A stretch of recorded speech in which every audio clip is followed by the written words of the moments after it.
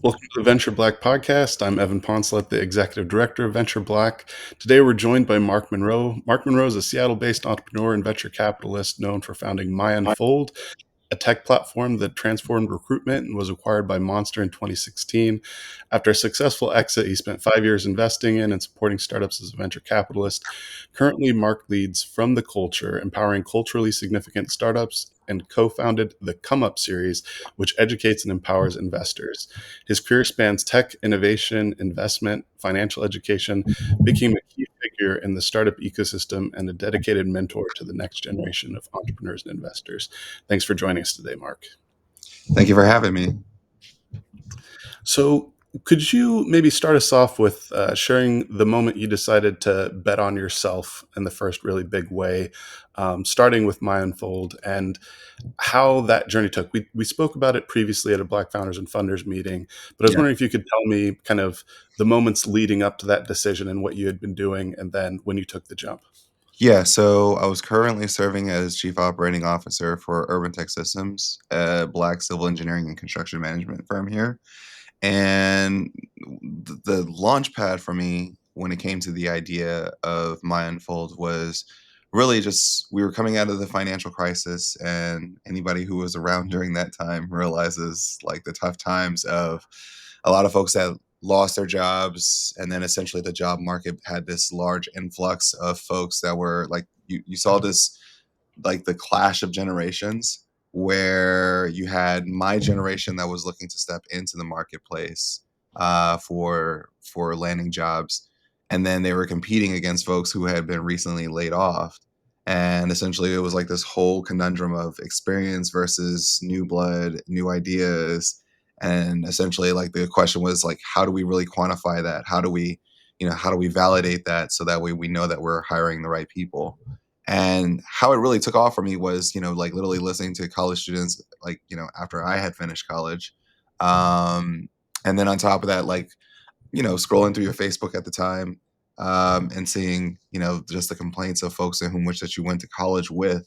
They were like, hey, struggling to get a job, anybody else experiencing these same things. And then, also going on LinkedIn and noticing that, you had a lot of recruiters on that side that were like, hey, where's the talent? Like, how is like, and then how can we be so sure about the talent? So that really became the launch pad for me because I was like, well, I kind of sit in a very interesting situation right now because I can see both sides. And I look at them as like two ships that were passing through the night.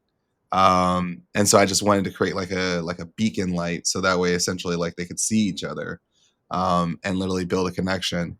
And so, that's ultimately the launch pad of how is it that we got there to like literally start building out the idea. I mean, version one was horrible, as it is with most founders. I think it was like version one to version six. They were just like it was just a process of just getting it right, and then because when you first start off as a founder, you want to like just throw everything in the kitchen sink out there, and because it's like, oh well, it's got to have this feature, it's got to have that feature, and then that's when we really started to hone in, like started like getting more reading material like the Lean Startup, from Eric Ries, and understanding that okay, hey, it's just an iterative process where start off with the minimal things that ultimately make your product go.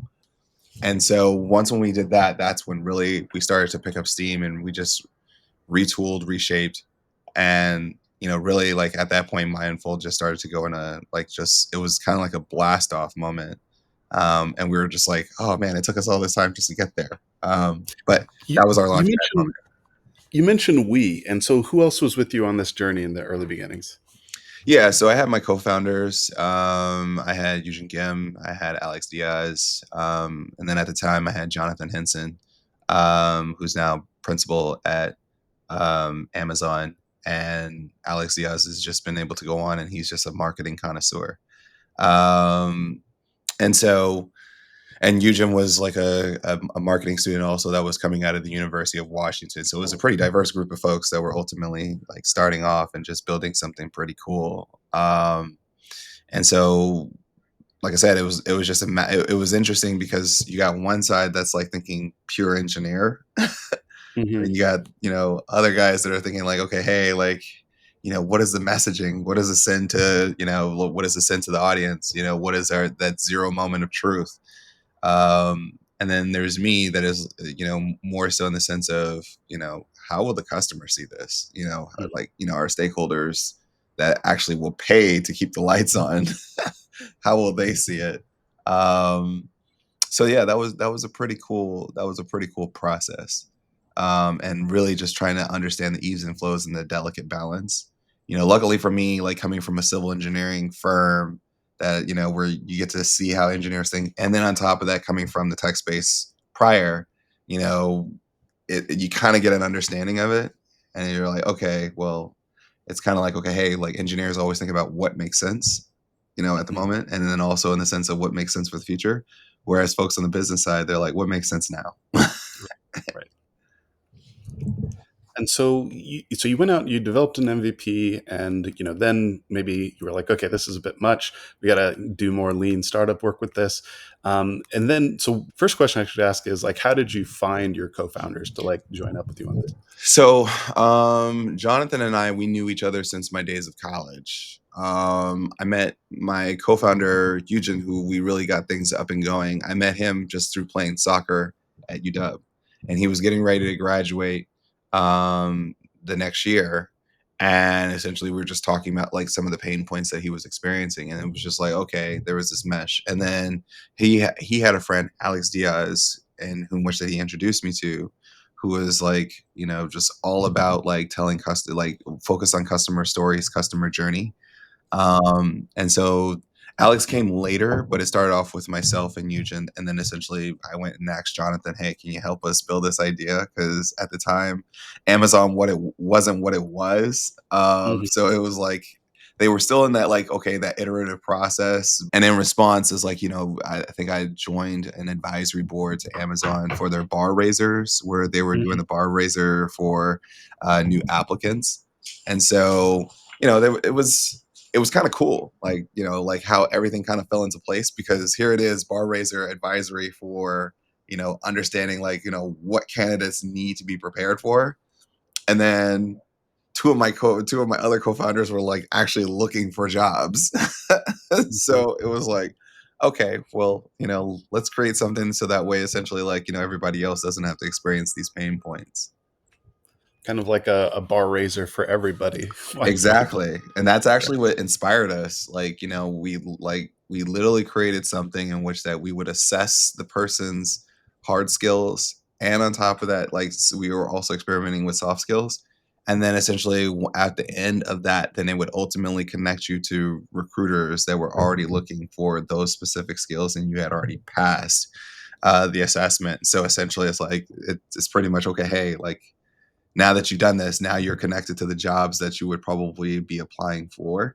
And so let's go ahead and just like get you in. And it made the process so much faster, versus essentially like, just a person just consistently going through an ATS system and just getting lost within the shuffle. right. And so you got a minimum viable product together. Mhm. How long did it take for you to get your kind of first customer from like when you were launching? It took us like probably like about maybe 2 months, because the first month it was like, there was a lot of feedback that we were ultimately receiving. And so that was the major part. And then when we started like really like showing that, okay, hey, that these things are actually quantifiable, it was like, we just I forget, there was a recruitment firm, I think it was Wimmer Solutions here in Seattle, where they do a lot of the technical recruitment for a lot of the tech companies here, and we found out that that was our sweet spot. And instead of just going like trying to like go into the place where the actual companies are, we said, okay, Mhm. hey, well, let's go to the recruitment firms that are also doing the recruitment for them and letting them use the tool. And that was just like a match made in heaven, because they're going through so much flow of candidates and everything else, whether on contracting or FTE jobs, that it just made sense. Okay. And so you got this tool. At this point, like, what were you thinking in terms of like pricing or selling, or was it more just like getting them to use it and pay attention to it? Yeah, so the first mode was just for them to use it and pay attention to it, and just to see, okay, hey, is this something that would fit within their workflow, before workflow was actually a thing that people talked Mhm. about. Um, and then, once when we realized and we started to see, like, we started to understand exactly like what type of value that produces, and we understood the math behind it as it pertains to the cost to hire. I Mhm. mean, we realized that essentially like the cost to hire, a candidate going through the entire life cycle can be anywhere between, at the time it was $16,000 to $78,000 when you think Mhm. about it. And that's just to hire. That's just getting to the part where the candidate is officially hired. So going Mhm. all the way through that process. And so we literally had to just break down some of the economics of it. And then that's ultimately what kind of helped us. And then getting a good gauge as it pertains to what is it that they were already paying for versus Mhm. essentially a tool like this, which made a lot of the process streamlined. And so we just said, okay, hey, well, this is what we're going to charge. And just, we were just like, okay, foot in the door, not door to the face.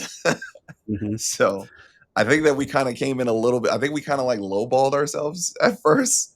But I think that for us, we always consider it in the sense of like, okay, the relationships matter Mhm. versus like, just immediately just, jumping it or jacking up the price. And so we always believe that essentially like, okay, if we have a great relationship and they have a great relationship with the product and they enjoy using it and it has results, then essentially the price increases can come later. Yeah. And so, like, you got that bit of traction, and so at some point in time, you decided you want to go out and raise capital to maybe increase the development velocity, or for different things. So, when did you reach that point, and how did you approach fundraising? Oh man, it was a crash course for fundraising for me. I mean, like there was like you have to remember like in 2012, 2013, 2014, there really was no real blueprint like outside of what you read in books and stuff like that or what you heard at different conferences and the answers would vary across the board. So there really was no strong blueprint as it pertains to like, what happened or how it was it supposed to happen. Luckily, we were pretty good as it pertains to going out there and making relationships. I always said that the easiest thing for me is that if they say no, they just say no. And that's okay. And also, can you give me some advice or can you point me in the direction? So for us, what made sense for us when we started realizing that we needed more people, like we realized that the requests are coming in. The feature requests were increasing significantly, and we were just like, look, we don't have the bandwidth. Mhm. we don't. Mhm. We just don't have the bandwidth. Um, and so from there, it just yeah, it really made sense that essentially that we needed to turn a lot of folks like full time versus working on it part time. And then that's when I started going to go seek raising capital. And that was an interesting that was an interesting process within itself.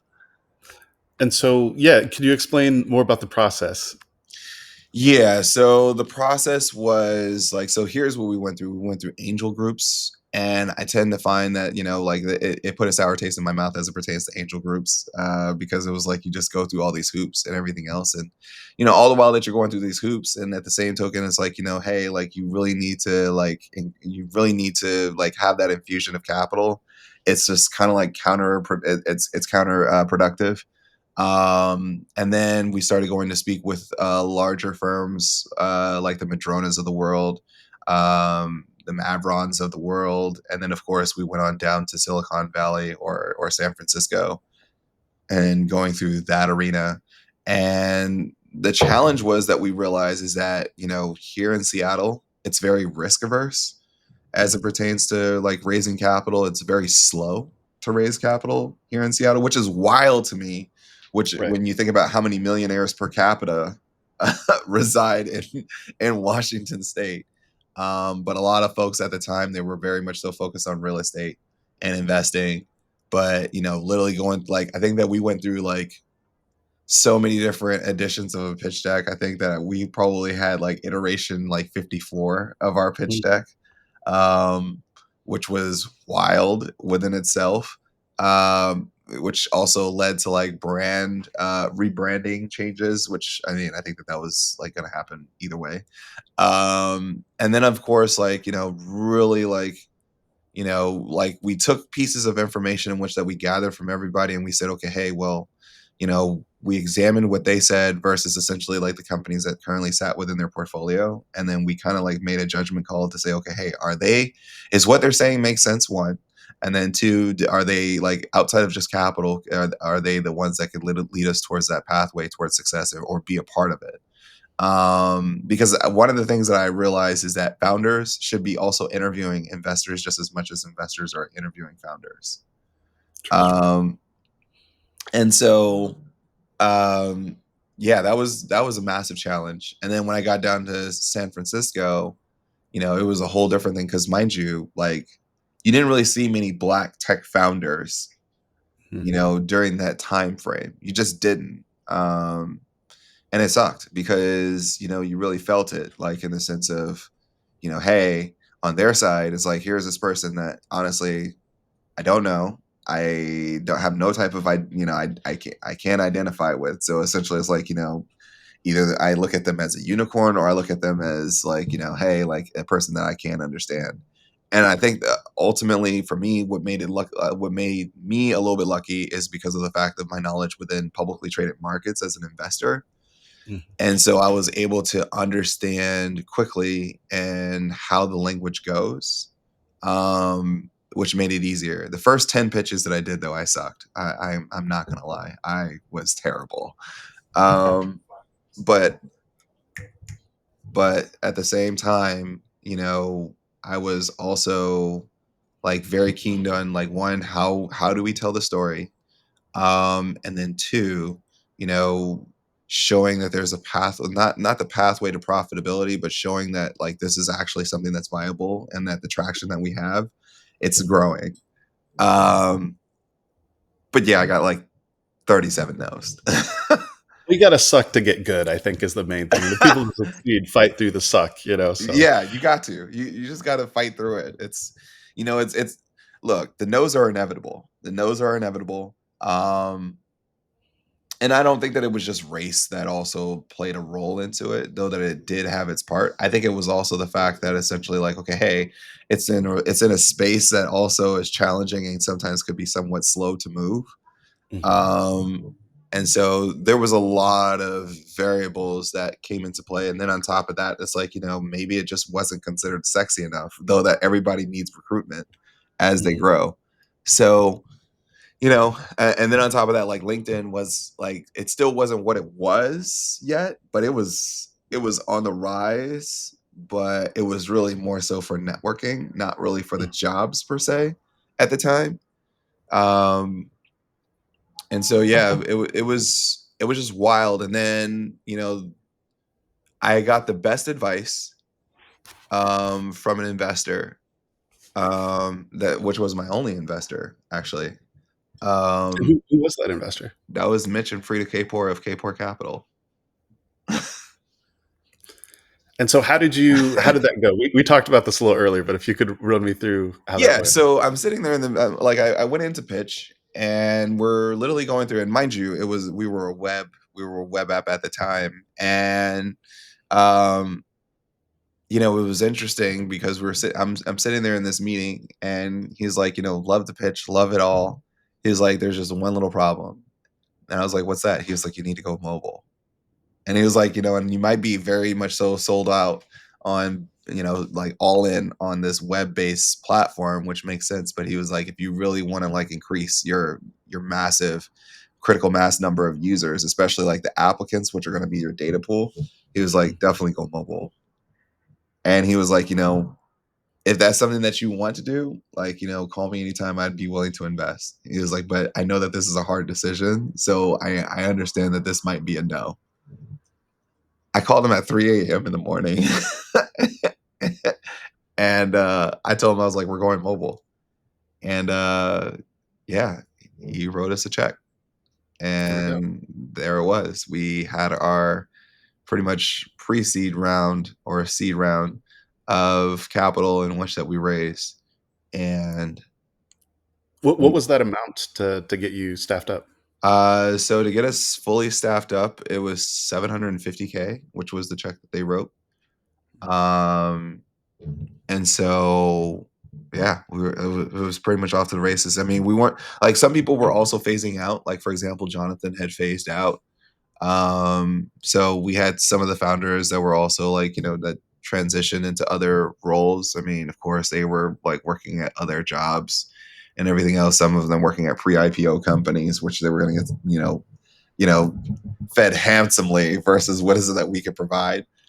Right. Um, so yeah, it was more so in the sense that it came at the right time because at the same token, we were just retooling the team to be able to handle the influx of requests and everything else. So yeah, Kind of like a little bit of a regime change or it changing of the guard. was. It definitely felt like a musical chairs moment, Mm. where it's just like, okay, we have some folks on the way out, and then we got some new folks on the way in, and it was just okay. We're trying to make this work. We're trying to make it flow, and yeah, So that's was that the only round that you raised, was the pre-seed, and then you that went was from it. there to That was product it. market fit? And then how Yep. did that exit play out? Like, in how many years from when you raised capital did it take for you to get to exit? So that was like a year because that was like around the time when acquisitions really started to heat up. Like Mm. the acquisition market was really, really heating up. Um, and so like you just started seeing companies being gobbled up left to right. I remember even like, Facebook, one of this whole tirade of just like doing what we call acqui-hires, Right, where right. they were spending like I think it was like 14 to 25 million just to acquire the team. Mm, So yeah, I mean, even our competitor was acquiring. I mean, you had Monster acquiring, you had Indeed acquiring, you had LinkedIn acquiring, and lo and behold, who would have thought? LinkedIn was acquiring, and then ultimately they got acquired by Microsoft. So mm, mm. but yeah, that was within the next year. And so the interesting thing of how it came about was the fact that, like I got approached by someone, I think it was like from their I guess intelligence ops or something like that team. And they were like it was more like a CIO, like where it was like, they wanted to just like garner information and everything else. And of course I was like kind of like on reserve and I'm like, I'm not gonna like literally give you any secret sauce here. Mm. But he was like, no, he was like, we love to sit down and have more further conversations, and seeing how is it that like something like this could like literally go through, the monster platform. And I'm thinking like, okay, hey, you guys are thinking about partnering. Hey, look, this takes us to a whole different stratosphere. And nope, this was like I totally misread the room. It was it was like, everybody's trying to gobble up everybody, and this is a winner take all market. Mm. Even some of the platforms in which that we were in the process of partnering with, they were getting acquired. So, like two of our potential partners ultimately got acquired by LinkedIn. Oh, interesting, interesting. So it's just a race for who could get the most, I guess, views from the recruiting side. So Yeah. how many people were on your platform at that point, or like what made you Oh, kind of a standout? I mean, at this point, like it's hard to count because we had college recruitment centers. So you had like Dartmouth and all these other, universities that were ultimately using it. Of course, we had some HBCUs that were using it, and then of course, like local universities here at University of Washington and Seattle U. So college students were really our bread and butter because we Mm. realized that okay, hey, like the funnel for college students will just it won't stop; it'll just keep going. Right. And what they can validate, it can come faster than them ultimately writing or having to spend time or hours to write a resume and cover letter. Mhm, mhm, And so, at that point in time, we had like, I think it was like over 32 colleges that were mm, using the platform. I mean, we had probably at the time, I think there was like 15, recruitment firms that were recruiting like, and we're talking about like at a mass scale mhm, of like a wide array of jobs. And we were only going to be growing. I think that we were going to probably be sitting down that year and having conversation with an actual like company that was in the S&P 500 that wanted to take on and probably embed this into their system, into their workflow. So yeah, that's where everything just really just started to pop off, and we're like, okay, like this is looking good. And so were they trying to, like, acqui-hire the team, or was it gonna be kind of like No, they they would wanted the fold you? product. They wanted the Okay. product. And so I later found out after like, acquisition was over, after going through that whole due diligence process. And it was actually fairly quick because like we got acquired and then next they got acquired. That's funny. Yeah. So they acquired us and then Randstad came through and acquired Monster. Um and so I think that, yeah, I think that the market was like we definitely saw that the market itself was shifting. It was very much so shifting in the sense that, you were going through a consolidation period. And Mhm. so you're removing all the major all the major players are removing all the potential, companies that have massive potential. Mhm. Um, you know, they were just being wiped up off of the board. So, Consolidation phase, yeah. yeah. So okay, so how did the acquisition go? Like, did they acquire for, like, a multiple of revenue, or, like, how were they looking at that? No. I mean, like, because they understood that essentially that they were looking at it from back in that time, they were looking at it more so from the mass as it pertains to what does it look like at scale. Mhm. And that was really the conversation that was consistently being thrown around like, okay, hey, like this at scale with critical mass users, let's say if you guys have 100 college students and let's say if you guys start charging those college students and then let's say that you're still like you are charging, those companies that are ultimately doing the massive hire because mind you, we made it free through the whole time.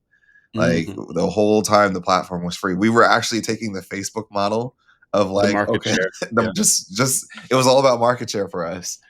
And so I think that it was enough for them to realize like, okay, hey, they're making some significant dents here because of the fact that from we're seeing activity from like, our metrics and seeing that, okay, hey, we're not getting the numbers in which that we're accustomed to because for them it's like a science.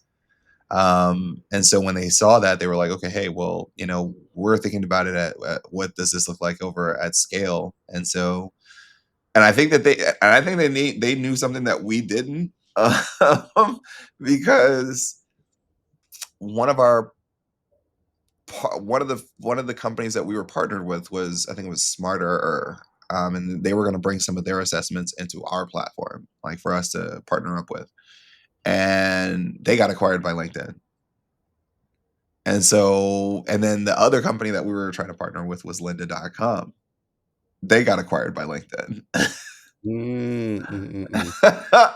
And So they were pretty so much just trying to steal you out from LinkedIn. right. So it was like it was very fast, like in the sense of like, okay, it's kind of like we went through it was kind of like going through the investment process where it's like, okay, hey, get to know, like, let's sit down and have conversation, talk to us about the platform. Non-disclosures are signed as it pertains as it pertains to what can be discussed behind what's underneath the hood. And then of course getting to know like us, like, who we are. Um, and then after that, it was more so in the sense of like, getting an idea for me, like, okay, hey, well, what will it look like when you look to turn on the lights? And I was like giving them an idea at the time. I can't remember the number, but I was letting them know like this is what we're looking at when we decide to start like turning this into revenue. Um, and you know, they were like, okay, we've got enough. And then there was like this quiet period of like a week or two, and then called us up for a meeting and wanted to sit down and talk a little bit further and talk about like, what does that look like, if we were to join, what would be roles and everything else, what does that look like? And then after that it was like I think it was like another 3 weeks later we received the offer as it pertains to acquisition. And so how did it go post-acquisition? So you got Post acquisition was wild, like, because it was like, so we're acquired, and mind you, it was like, typically when you get acquired, there's like a golden handcuffs period. Mhm, And so our golden handcuffs period was like for like the folks in which that were like kind of like, okay, hey, they're not gonna be around forever. I think that they had some folks that were like 3 to 6 months. Mine was gonna go for a year. Um, which I was sitting there just praying to myself. I was like, I really don't want to stay here for a whole year. Like, mm. I mean, it's great and all, but um, yeah, I don't want to do it. Mhm, mhm. And like I was like literally praying. And then next thing because the reason why is like, because now I'm working underneath I'm within the Trojan horse of something of the Right. company that I didn't, I was like, this is the reason why I built this was because of the fact that, XYZ. And then next thing you know, we're hearing rumblings about another acquisition. So I'm like, oh, who's going to be the next person that's coming in? And mind you, this is like within the first few weeks Mm, mm. of like after, acquisition. So, and then that's when we found out that, oh, yeah, the company is going to be acquired. That's interesting. That's And so and then so it was how just much like, of that did you get to view, or was it just kind of, like, happening around you it for was a just little bit? happening. It was just happening. Like, it was like, oh, they're getting acquired. So then at this point, I'm like trying to position myself like, okay, well, what does this look like? How does this happen? And they move like kind of quickly. Like, I'm seeing the same thing that everybody else is kind of seeing. I saw a memo that went out and saying that the rumors are true. That essentially that there's an offer that's been placed on the table. We're now going through the due diligence process and also the negotiations. Um, and that was it. Like that was it. And so I was like afraid to at this point I'm kind of like afraid to say anything. So I'm like I'm just gonna be the fly in the wall and just if you say something in the room that I happen to be in, great. If not, okay, bet. Um, and then next thing you know, uh, from that point, I think it was like a week later, they were acquired. Mhm. Um, Deal was done, and I was just like, oh, I wonder if they were already in process of doing this deal long before they were in the process of doing our deal. Mhm, mhm. And maybe Exa- your deal was, like, a part of hitting certain numbers that they needed to do I their deal guess or something? so, and it made sense. But the beautiful thing for me was the fact that they said, "Hey, we're releasing, your golden handcuffs. We'll still keep on. We'll still hold on to everything, and we'll ultimately, you know, pretty much close you out." And Mm, I mean, prayers answered. I was there we happy. go. I was happy for a moment. Like now, mind you, I didn't have any stock. It was just more so in the sense of cash, and so just more so waiting for that to come through.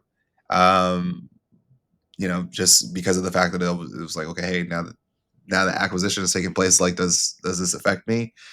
Didn't affect me at all. So ultimately, I was happy. And then I was looking on to the next thing, which was, venture capital. Mm, mhm. And so let's talk about that. So the next step of your journey. So after that, you took some winnings from that exit deal, and Mhm, you were thinking, okay, how am I gonna multiply this out or make it exponential? And so mhm. venture capital was your next step. And so how did that journey go? Like getting into that, and did you have partners in setting up a firm, or yeah, how did that beginning story So go? I first started off as like just a silent investor, like a super angel, so to speak. And then I realized, okay, I need a little bit more sophistication, like, because, and, looking at better deals. So I assembled a small team, and they were just like, hey, we'll just be silent. We'll literally bring you like deals and everything else that we're seeing from our books because they had access to San Francisco deals, Mhm. um, and some New York based, but I didn't really invest into anything in New York.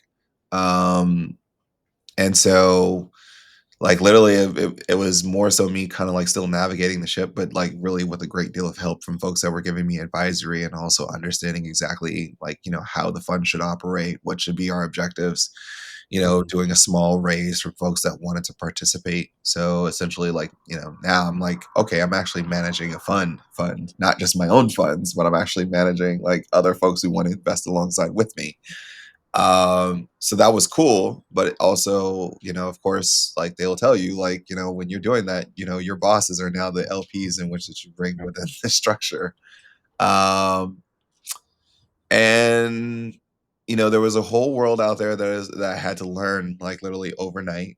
Um, because I have this habit of like going fast and like, learning as I go. Um, but it was a whole learning curve within the first year. of just like what that process looks like, all the formation of docs, structures. Um, then after that, things pretty much were pretty smooth sailing. Deals came my way. Um, And what was your thesis? Like, what sorts of companies were you looking to invest in? I remember my first thesis was I'm looking for anything that's disruptive tech. Mhm, And I mhm, definitely had to refine that. And so essentially what we were looking for was SaaS, consumer base, tech, sports tech, and enterprise. I mean, mhm, like B2B. Um, but really the sweet spot for us at the time was like really B2B SaaS or, consumer related tech. Um, and so yeah, I mean, like going through that entire process, that was it had its challenges because mind you, I didn't understand the full on enterprise, world, but luckily I had somebody on my team that did. So that was pretty mhm. cool. Um, but yeah, it sucked though. It started to suck in like as I was coming to the end of year two. And so where was the suck? Like, how did it start to come down? Um, the reason why it started to come down for me was because it was like, okay, outside of writing a check, it's like, and outside of like receiving a quarterly report, it just got boring. Mhm, mhm. It was just, it was boring. Like, it was just like, and for anybody that's out there watching, it's nothing like what you see on Shark Tank. That's not the case. Um, Shark Tank always makes things look sexy, but that's not the process. The Monday meetings as it pertains to discussing, things in the pipeline for portfolio, you know, it kind of like took a piece from me because of the fact that, I had to think about it from the standpoint of like, these are very crazy, cool ideas that Mhm, I am not able to participate and help build. mhm, mhm, And at first, it was just like, oh man, that's a cool idea. I would, if I was a part of this, I would build it like this. And that's how it started. And mhm. then it just started getting worse and worse and worse and worse. 'Cause you were passionate about innovation, and you just had this amazing journey coming through, having your company built and acquired, and then you're just kind of, like, on the bench, like, watching other people do it. Of course, you're being a part of their journey, You're a but not. part, but you're not really, and I put it in the mindset of the best way that I can like help people like understand what that feeling is like. Having a successful exit in a company is like winning an NBA title. Mhm, mhm. And then it's like then it's like, you being the entrepreneur, like you're like that basketball player that wants to go out and get more and you want to chase that same feeling. And so for me, it was just like I wanted to chase that same feeling. And the thing is, I didn't learn this until way later on, like post, VC life, is that the fact is that it changes because of the fact is that it's no longer you. It's more so in the sense that you're seeing it through the eyes of other people through their first time. You're seeing it from, the process in which that they go through. So, for me, I didn't fully grasp that part yet until like I was already long gone. Mm. Um, but I think I made the right decision, to literally transition out of VC life and go into back into like, working with entrepreneurs. Though I did love the fact of like, the vetting of businesses, like the understanding of like, okay, hey, looking for holes within companies and like pressing till it hurts. And I was like one of those individuals that even if you pitched me and if I said no, I wasn't one of those individuals that just told you no and then just said, okay, hey, well, this just isn't a good fit for me. Right. Like I would give you legitimate reasons why, and I would tell you why this was just not going to be a good fit. Yeah. Um, and I didn't realize that wasn't what everybody else was doing. Right. Right. But yeah, so I mean, that was the process, that was the process for me, like to realize that, my way back home was, ultimately taking the things that I loved about venture capital, the process, the vetting, the looking at it from the overall market opportunity size, and then on top of that, its viability, and the things that I love about being an entrepreneur, which is building. And I was able to marry those two together with FTC. And so with the FTC, how did that have its origins? Like, so you'd gotten through, and your VC firm was called Red Eye, is that correct? Hmm. And then Hmm. coming out of VC in that second year, you're like, okay, well, I want to be more on the founder journey. Like, I want to be more involved Yeah. in building. And so how did you navigate that pivot? The way that I navigated the pivot was after I stepped down and after everything was like, stepping, away. And it was kind of like as I was stepping down, I was just thinking about it massively in the sense of, hey, you know, it sucks that essentially that, I hear a lot of great ideas. Um, where are the ideas that come from people who look like me? Mhm. I see a lot of underrepresentation within the market space. And so, what is it that I can do, if anything, that can, bring forth change in that, while also like making something profitable. Um, and so then that's when I really started to give FTC some serious thought. Um, yeah, so it was more so in the sense of like it was, and it's always been mission led here for me at FTC, like what we do. And then it's more, and then on the flip side of it is just like, okay, hey, how is it, like the challenge for me was going to be how is it I can bridge those two worlds together and build a firm that literally brings in the greatest things that we love about venture capital, which gives us first in, first out, also like having access to companies and ideas. But then also the reason why we have access to those things is because we get to participate in helping them build and grow and scale. So, that's really where the inspiration came from. Um, and just wanting to see like, if I can, pretty much recreate, I wouldn't say copies of myself like Agent Smith, Mhm. but Mhm. like more so in the sense of like inspiring and also like, working with founders that similar backgrounds, or under also just folks that are just not represented at the table. um how is it that we can be a part changing those economics so that way essentially it's like it looks like, the founder's success looks like everybody. Yeah. Yeah.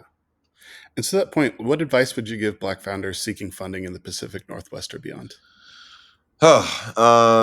Seeking funding here in the Pacific Northwest, well, one depends upon like the business that you're in. If you're an enterprise, then I would say the number one thing is just don't go run to every single investor, because they may not invest in your space, and it's a good thing to always, they're going to do their due diligence on you, so you should be doing your due diligence on them and asking yourself, like, do you see yourself as one of their portfolio companies, not from a wishful thinking bias standpoint, but really that real honesty with self and saying, hey, does this company fit as it pertains to their investment thesis? And if it Mhm. does, then essentially, okay, hey, go ahead and have the conversations. Sometimes they can make themselves unavailable, but it's probably because of it's not just to be, they're not doing that to be a jerk, but it's just more so in the sense of, one, are you serious about what it is that you're doing? And then two, more so in the sense that they are probably being seen, or they're probably having a ton of folks pitching them always. So really like, seeing if you can, find folks within their network to like literally make those introductions. Um, Raising capital in Seattle is very risk averse. It's risk averse first. Very slow. I would probably say 80% of the capital that you will truly raise will not be here in Seattle. Though that Mhm. we should be changing that. We should be working hard to change that. Um, because this should be the place where you should be able to raise, your rounds of capital. Yeah, number one tech talent dense region of the country, and we're Exactly. taking it easy on the risk aversion. Yeah, it's kind of crazy. Exactly. Um, And, honestly, it's like, the biggest thing that's going to be the challenge for founders of color or black founders is you just got to learn how to speak their language. You got to learn how to speak the language as it pertains to venture capital. And if you understand how to speak their language, and I think that the beautiful thing about that is learn how to speak their language, then it makes it easier for you to pitch. And on Mhm. top of that, you'll also look at your business very differently. That's one of the things that, when I spoke at the Venture Black event recently, is like, hey, there's a world beyond, you just sitting there in front of VCs and pitching. It's not like they're just going to go to their secret vault and just like pull out the cash and say, okay, hey, no, it's a whole process for them because of the fact is that they're in the business of managing their partners, funds and investing it wisely. Um, so really just understanding how that works, and then also asking yourself like how risky is your business, and if you are risky, how can you work to get the company to minimize as much risk by, like, say for example, more traction, getting to a place where it's not just like, okay, hey, I have one customer, but having a traction that says, okay, hey, that like more people will be looking to knock on your door, and this is like, okay, you need to raise capital now in order to essentially grow. Mm, 9 times out of 10, the reason why a company raises capital is so that way they can hire more people because they need to. um, and so if you're in that standpoint of like, okay, hey, you're hitting that arena, you're hitting that ceiling of growth, then that's where raising capital makes sense. And then it's more so in the sense of like, are you just a business that still is a revenue generating business, or are you a revenue generating or potential revenue generating business that is venture scalable? They're not the mm, same. Like, and that's the thing that like people sometimes tend to forget. Like, I have this, let's say I have this like juice company, and I'm going to just have this brick and mortar store. That's probably not going to be venture scaled. right. Versus I have a juice company that does subscription based, that ultimately like that doesn't really require brick and mortar outside of us doing the co-packing. But Mhm. yeah, so those are the things naturally that I would probably say you know tend to be the issues that I think that black founders will face. And so, coming to the top of the hour, you're passionate about closing the racial wealth gap in a generation. Mhm. What does legacy mean to you? And how do you hope your work will be remembered? So for me, it's like, I always say legacy starts after you. It never starts with you. And so, I think that the legacy starts with me, or it starts after, like, the things in which that I do here. It's going to be interesting to see what success comes from that, and, what have I spawned the next generation, the new era of entrepreneurs that are well versed, that also understand how the market is set, and also are able to participate in the market and actually be able to, dominate within a space. That's what a new era, new generation that closes the racial wealth gap looks like. A generation that is getting to the capital, and not only just getting to the capital, but reinvesting it, and also making the community stronger, with knowledge, with resources. I think that this, I play a part, but it's only a small part in the entire piece of the puzzle. Um, and I just hope that essentially that I'm doing our community a service, and continuously trying to push the push the barriers as far as we can, so that way essentially it's like, we're creating more space and more opportunity for folks that want to come in. I think that's the biggest thing. Like for me, legacy looks like one day I can literally, travel somewhere, and, because of the work that we did, you know, you see more black founders, Mhm. getting, the same type of checks that white founders are ultimately receiving. Instead of receiving lesser size checks and having to work with less, but yet still being successful in spite of, you know, seeing, more exits from black founders, seeing black founders more knowledgeable about, not only their product, but more so the space that they're in, the industries that they're in, and dominating in them. Um, so yeah, that's what it looks like for me, legacy wise. And people can say that, okay, hey, like they want to, hey, we learned from the blueprint of watching, maybe Mark and Evan on the Come Up series, or at From the Culture, or Adventure Black, and being able to see, that this was a significant tectonic shift within the community that literally like spawns and inspires people to go out there and be dope entrepreneurs, dope founders that create some amazing shit. Well said. Civil engineer, Tuskegee University educated, founder, exited founder, venture capitalist. I think I if was we not a could. civil engineer. I was not a civil engineer. Oh, I was just a COO. Like, oh, we'll look, see. I let the engineers be engineers, and I'll be the operations. Well, nonetheless, transitioning into successful exited founder, VC, running a startup studio, having a successful podcast to teach others about wealth generation in the public markets, I think indisputably, if we were able to create more Mark Monroes through our efforts, we would be, leaving a legacy we could be proud of. Thank you so much for joining us on the podcast today. I think we all learned a lot. Thanks, brother. Anytime.